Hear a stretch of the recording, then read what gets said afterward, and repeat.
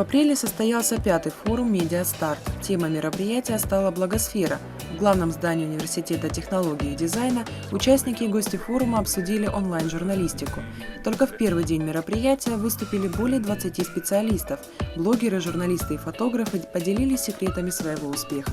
Надо бороть это в себе, надо бороть в себе этот страх, борьбу эту за еду. Если ты борешься за еду, ты будешь уже бороться за еду. А если ты будешь ставить себе возвышенные цели, ты будешь менять мир. Спикеры не обошли стороной и актуальную для них дилемму. Кому все-таки принадлежит медиапространство – блогерам или журналистам? Тут еще такая грань, еще сами журналисты еще должны принять нас как своих коллег, по большому счету. Пока что они такие очень негативно, так, по крайней мере, я встречал тех людей, с которыми я знаком из журналистской среды общения, так сказать. Мне киношные журналисты не очень нравятся.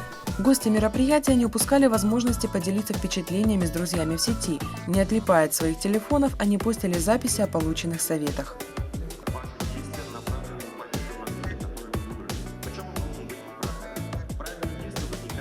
В программе форума были также представлены молодежные СМИ.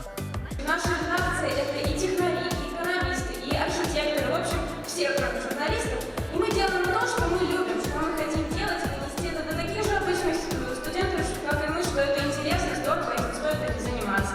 Собственно, это позволило нам в 2016 году добиться качественного роста. В завершении программы были подведены итоги фотоконкурса «Город 812».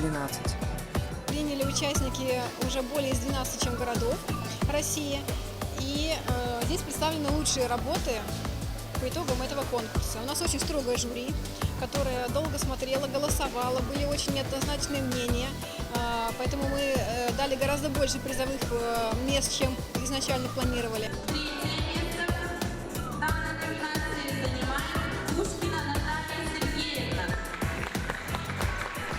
Самые любопытные гости остались на форуме до конца.